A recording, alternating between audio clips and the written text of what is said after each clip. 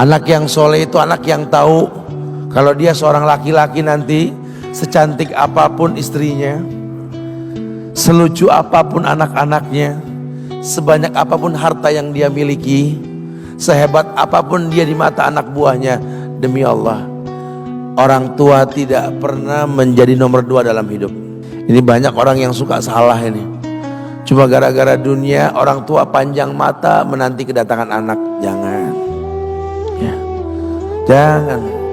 Anak yang soleh tahu sekali, sampai kapanpun ibumu, ayahmu, sampai kapanpun. Dunia nggak membuat dia lupa ada berkah keramat dunia hidup di atas muka bumi ini. Dia nggak repot datang ke makam-makam para wali. Orang tua nomor 1 yang dia temui. Ini orang hebat. Ini banyak di antara kita makam-makam didatengin, di mana saja didatengin, ngalap berkah. Orang tua panjang mata, berlinang air mata menanti, mana anakku? Mana pohon yang pernah kutanam? Mana pohon yang pernah kurawat? Kudengar dia sudah mulai berbuah, ingin kurasakan buahnya. Berani mengeluarkan dana jutaan untuk hal-hal yang gak disyariatkan. Ini orang tua panjang mata. Rela ndak rela orang tua kita akan mendengar dan melihat, Ma, aku pengen nikah, aku pengen berkeluarga, Ma. Ya orang tua ya seneng lah. Cuma kalau inget metik buahnya belum terasa, ya ada perasaan kayak gimana gitu loh. Karena dia tahu setelah ini dia akan menikah, bahwa anak orang ada kehidupan yang berbeda yang bakal dia rasa. Orang tua makin hari makin rentan, bukan makin seger.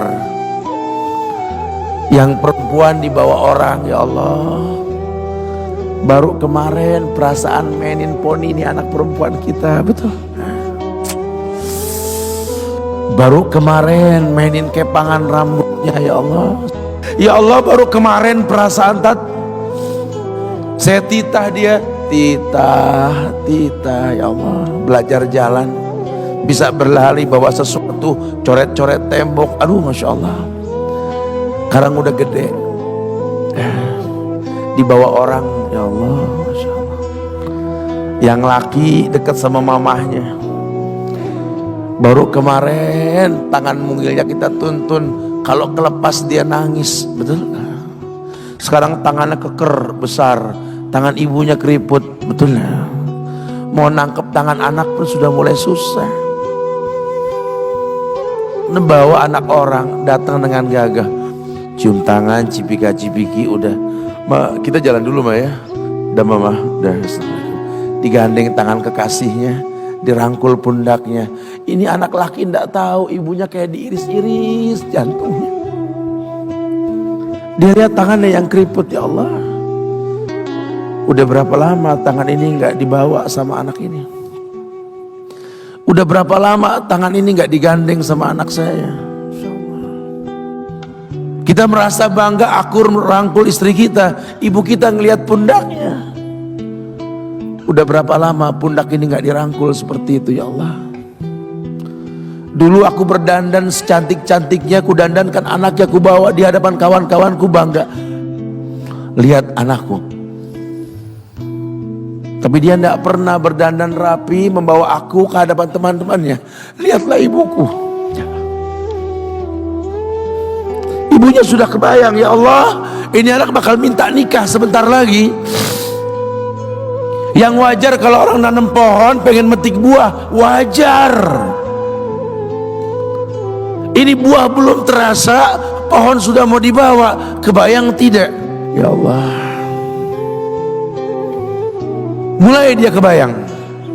Sehingga rasa-rasa seperti ini menjadi tumpukan rasa di hati orang tua kita, yang nanti pada akhirnya dia pun bakal kembali ke hadirat Allah, kita pun bakal kembali ke Allah, betul? Sementara yang namanya kemuliaan datang dengan cara sabab yang benar. Ridallah fi ridal walidain wa sukhtullah fi sukhtil walidain. Ridanya Allah ada di ridho orang tua, murkanya pun sama. Karena semua ibadah yang dia lakukan berujung pada surga.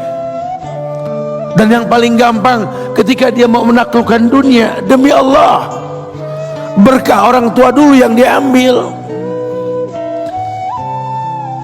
Ini dirasa oleh orang mulia yang Nabi katakan, innahu min ahlis sama, innahu min ahlis sama. Manhu?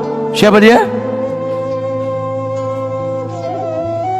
Sahabat, manusia yang pernah hidup zaman sahabat tapi nggak ketemu Rasul, yang bernama Uwais Al-Qarni, pemuda miskin pengembala kambing di negeri Yaman.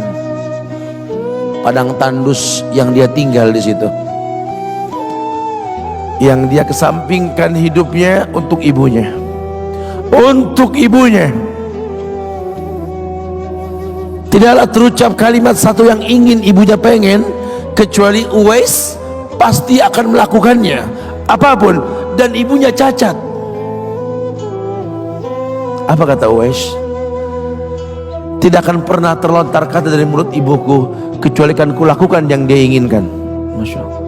Ibunya cacat dan dia menomorduakan diri, yang penting orang tuanya dulu.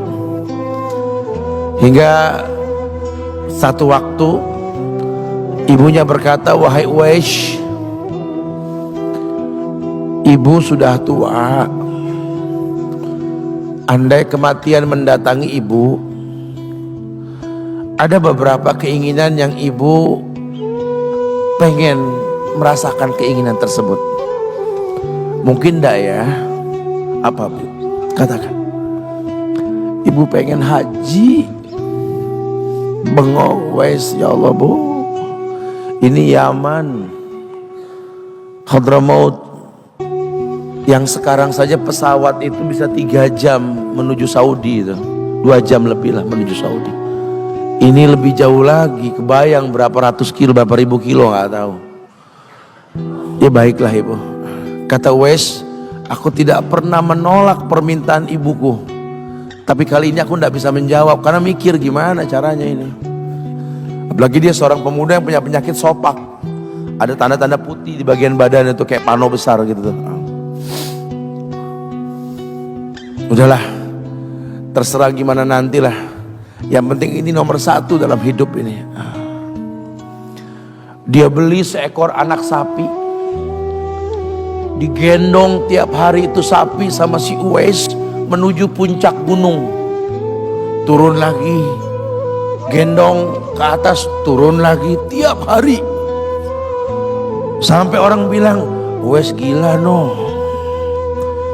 orang sapi dipiara dia digendong tiap hari naik gunung yang tinggi, sampai nggak berasa dikatakan 8 bulan dia lakukan itu, sehingga terbentuklah fisiknya yang bagus karena olahraga tiap hari bawa itu sapi. Dan sapi itu makin berat, dalam hikayat dikatakan sampai di atas 100 kilo itu sapi. Kemudian dia tetap gendong ke atas dan dia yakin, bismillah saya yakin, sampailah bulan haji, ibu naik ke pundakku, digendong ibunya dari negeri Yaman. Subhanallah, gak ada yang gak mungkin. Lihat, dibawa ibunya ke Mekah, bertawaf di Ka'bah, dunia menyaksikan. Bahkan hikayat mengatakan dia sempat bertanya kepada sahabat Abdullah bin Umar, aku telah menggendong ibuku dari negeri Yaman menuju Makkah, bertawaf di Ka'bah ini, sudahkah aku membayar jasa ibuku? Apa kata sahabat Abdullah bin Umar? Bahkan satu hentakan napas pun ketika melahirkanmu belum terbayar. Bahkan satu hentakan napas pun ketika melahirkanmu belum terbayar. Dia selesaikan tawafnya, dia selesaikan tawafnya. Selesai tawaf, dibawa ibunya ke makom Ibrahim untuk sholat 2 rakaat. Selesai sholat, dia angkat tangan, dia berdoa kepada Allah, ya Allah, ampunkanlah ibuku ya Allah. ampunkan ibuku ya Allah. Masukkanlah dia ke sorgamu ya Allah. Masukkan dia ke sorgamu ya Allah.